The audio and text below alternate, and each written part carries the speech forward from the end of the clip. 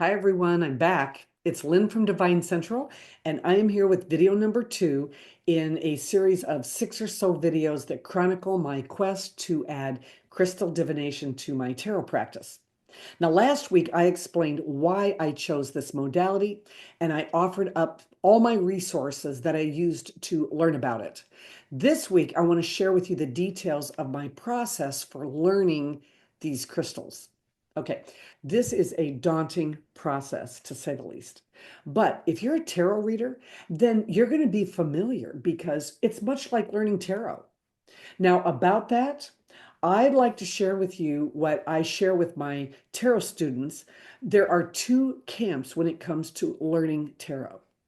Some believe strongly in the 400-year history, rich with tradition and insight. Even though the meanings can be altered somewhat from one deck to the next and from one reader to the next, each card primarily carries a reoccurring theme. They believe that honoring the traditional meanings is a sign of respect, and thus the learning process becomes a rite of passage. The other school of thought believes that you should toss out the little white book that comes with the deck and just go read strictly intuitively. I am of the first camp. I have literally seen firsthand what happens to a reader when spirit decides to take a powder and leave the room. They are left with nothing. So, by learning the meanings of the cards, you at least have something to fall back on.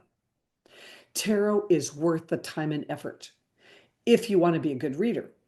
And to me, I think crystals are a lot the same, maybe even more so, because there are so many more than 78 stones, and each one has its own history and healing properties and vibration, and a lot of readers that have different divination definitions for them. There's a magic that surrounds these stones, and well, we call it crystal magic. Okay. So I explained in the first video that I started with a plan to use 11 different stones based solely on the colors and the meanings of the chakras. But after a month of hard labor, I realized this method, there's just too many holes in it for me. I'm an analytic. I look at the world in a structured way. It was a hard decision for me to decide to go back to the drawing board and start from scratch. It was hard to give up the color scheme approach, especially after I devoted so much time to it.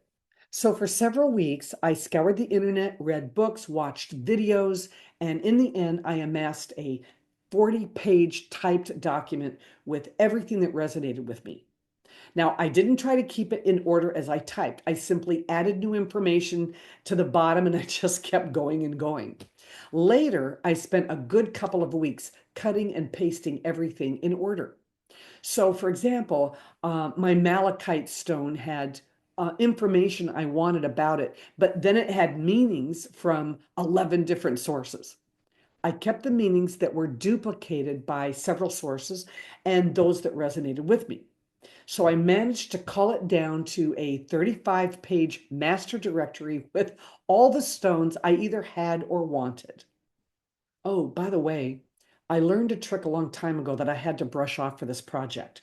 When I have too many typed pages of information, I find it easier to print it off one-sided, and then I devise headings, and I put headings horizontally across my dining room table, and then I literally cut each page into strips, and then I lay each strip under the headings where they belong.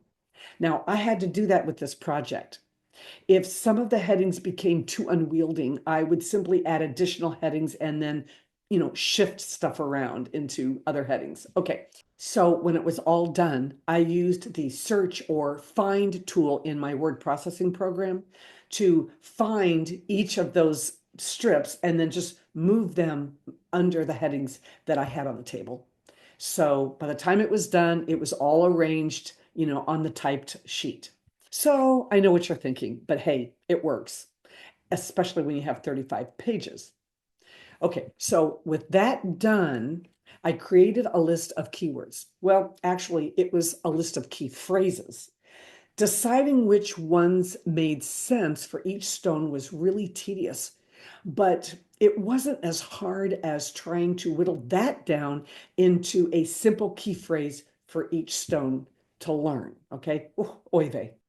Then I pulled out a big tray and I arranged the stones in batches, set it out in the sunlight, and took pictures with my cell phone. I transferred those pictures to my computer, and then I added the names of the stones and the key phrases under each one using Snagit. But the free version of Canva would work just as well, or PowerPoint if you have that. I printed them in color, and I do have a color printer, but you could use Office Max or Office Depot, would be just as easy. And then I went about learning them through repetition, one page at a time. And I did that until I could rattle them all off without looking at the descriptions. That took me about 2 weeks of practicing it twice a day, right? Stones came out of the basket as I talked about them, stones went back in. And then I did it later in the evening. Now, while I was doing this, I inventoried the stones and began to right size them. You see, some of mine were just too big and some of them were too small. I'll tell you right now, a half inch to an inch is perfect size in diameter for reading the stones. Now, some of mine, like I said, were bigger or smaller, but eventually I managed to get them all about even. Now, be aware, rough stones will damage polished stones very quickly. In fact, I have some soft polished stones that are taking a real beating from the other polished stones. And the worst one that's taken the biggest hit are my orange calcites. They're really getting beat up, and so are my bloodstones. Anyway, I keep my wish list for what stones that I'm missing or I want to add to in my wallet. And if I'm out and about and I happen to swing into one of the shops, then I have the list with me.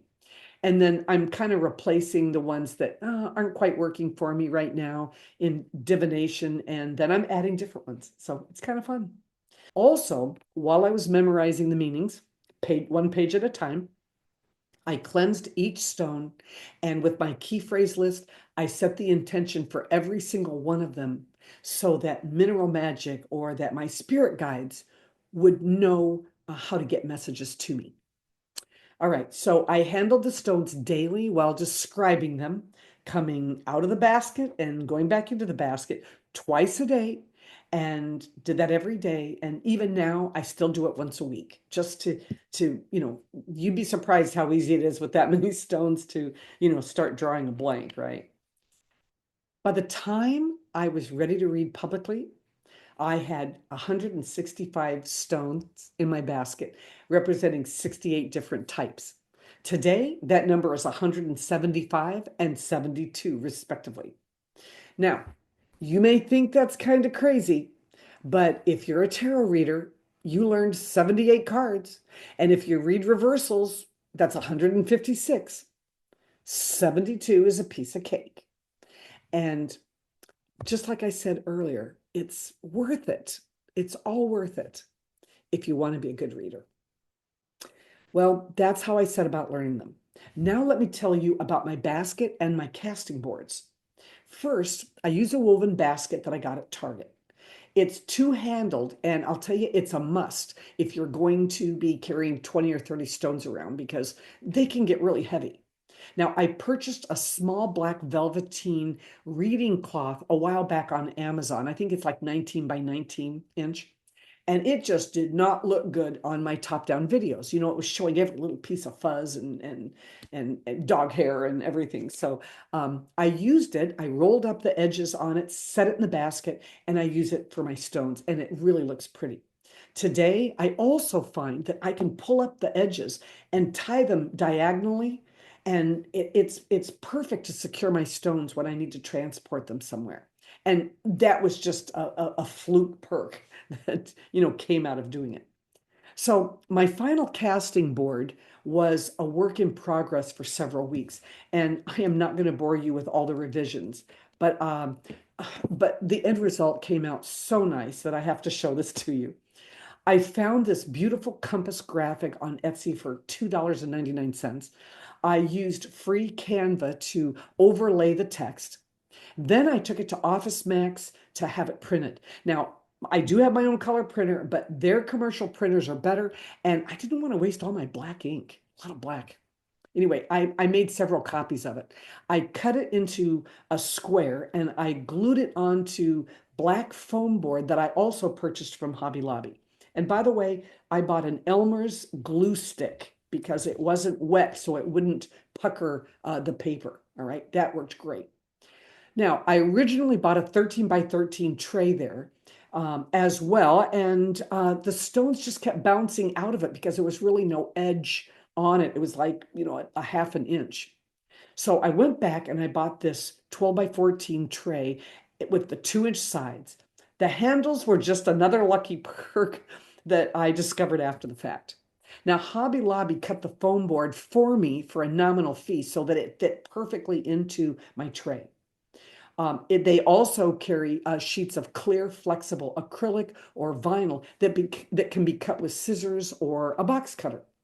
Now, I cut a 12 by 14 piece to cover the board to protect it from my stones. It cushions the blow so the stones don't bounce out. Pretty nice, huh? I'll show you how I use it now in the next video. Now, I also bought this casting mat from Etsy for about $30. It's made from mouse pad material, and it's actually a charm casting mat. But it's got all the areas of life on it, so I call it my life mat. I use it when there's only one question, and that is, what do I need to know about the next 3 to 6 months, or what should I be watching over the next 3 to 6 months? It's the client's favorite.